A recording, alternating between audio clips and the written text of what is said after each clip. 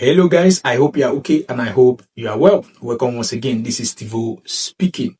Now, over the course of this video, we are going to be talking about Liverpool, Arsenal and Manchester City. Because right now, it looks like Arsenal might most likely be running away with the Premier League just in October. Now, Liverpool, on the other hand, personally, I have been very, very sad with the recent happenings, in Liverpool. It looks like we cannot solve the problem. It looks like we cannot solve the problem because we know the problem, but we cannot fix it. This is issue of tactics. And right now, I think until someone is being held accountable, I think Liverpool most likely will suffer even more. And the slot has made it clear that he knows exactly what is wrong. He even counted how many long balls, Liverpool have suffered in space of 7 games, and he said about 170 something long balls, and only Manchester United, Liverpool suffered about 59 long balls. I just don't know how many Liverpool suffered against Brentford, because against Brentford, Liverpool suffered a whole lot when it comes to long balls.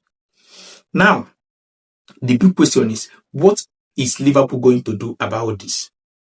He said it, I think, in his last press conference. He said it that he knows clearly what is the problem.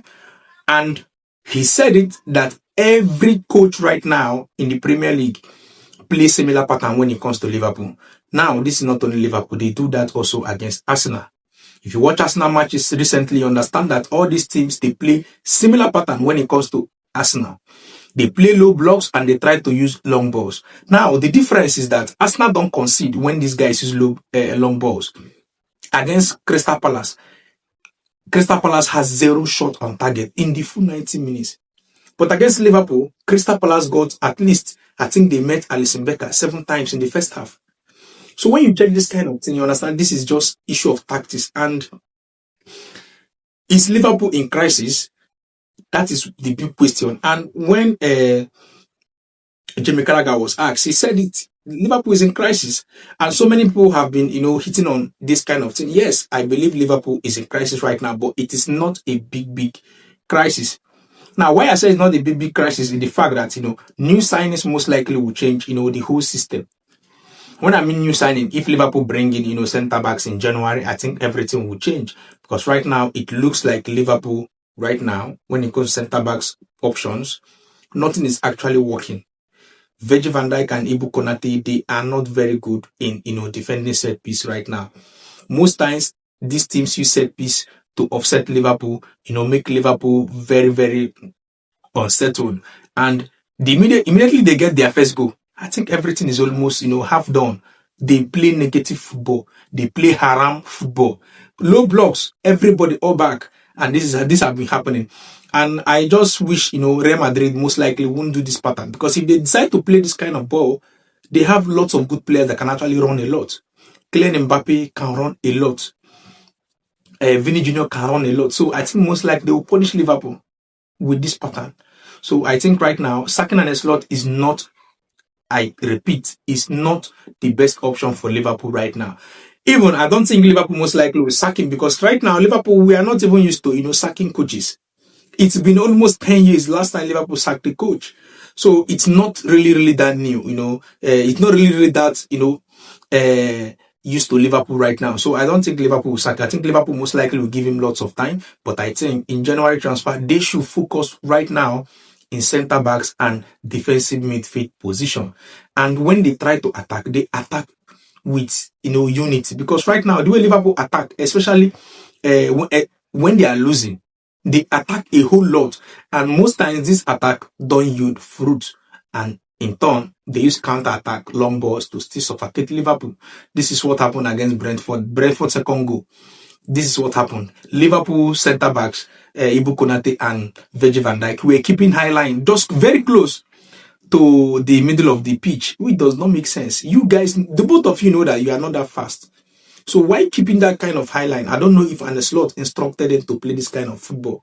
I don't know. But I'm just trying to wrap my head around the whole thing. Virgil van Dijk is 34 years old. So he's not that fast in tracking back.